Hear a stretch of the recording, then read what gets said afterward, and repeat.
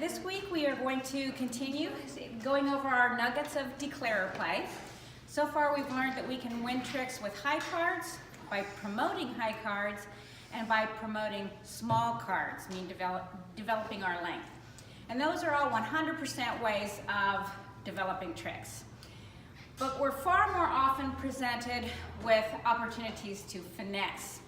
A finesse is more or less a 50% chance of winning tricks. But without utilizing it, we don't have any chance. So we always take advantage of our opportunity to finesse.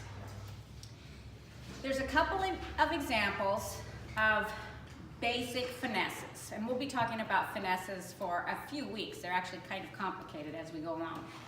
The most basic finesse is this first example, where we have high cards in one hand and we want to pin the card that we're missing in between the two.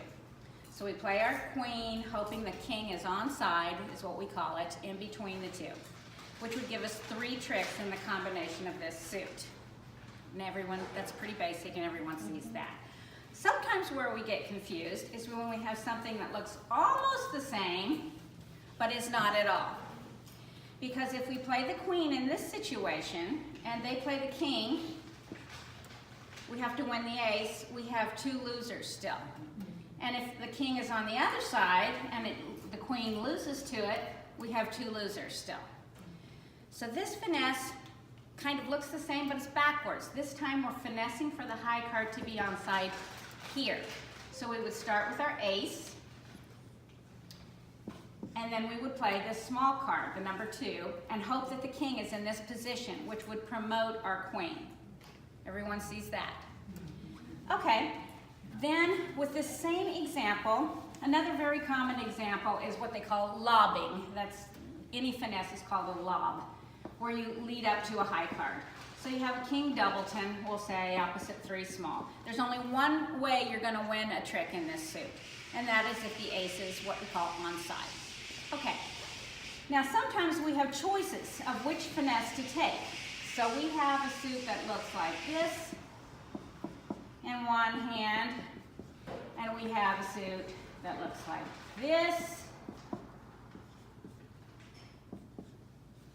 in one hand, and we have a suit that looks like this.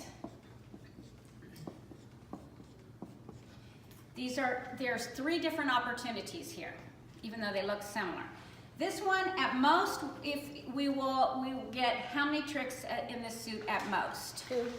2, and that's if it works.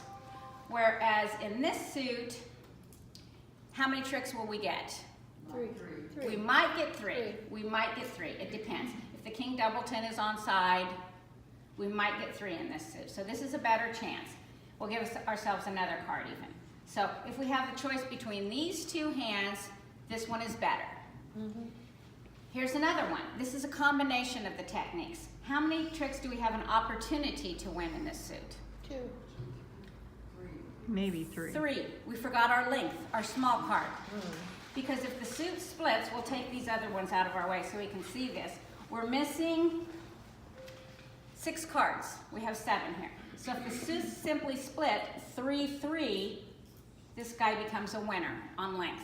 So given the choice between, we'll just give ourselves 2 choices. This one, this suit if we're looking at our hand, and this suit with an extra trick, choose the one with the extra trick to take your first finesse in. Because if it works and you push out a loser, you have an opportunity to win the last one on length. So combine your techniques when you can.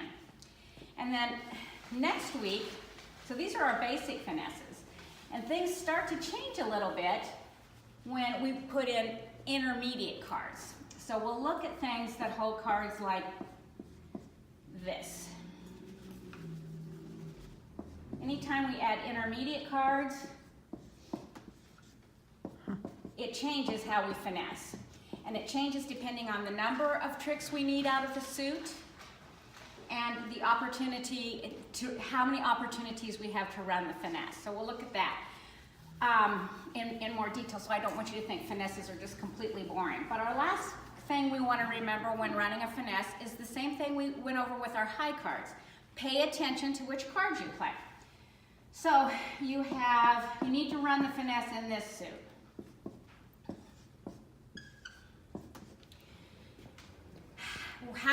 what's the best way to do this? You want to stay in this hand as long as possible, right? Mm-hmm. If the king is over here. So the first card you want to play, 9. is the 9. And if that floats around, oh great! We get an opportunity to run the queen now. We get a chance to do it again. So stay in the hand that you want to be in as long as possible so that you can repeat the finesse without having to cross back over. If you play one of these, sorry, we'll put the 9 in. If you play this and it works, you put in the jack and it works, you're on the wrong side. Yeah. You have to find a way to come back here and do it again. So play your high cards from this side, but if there's an intermediate card, use that.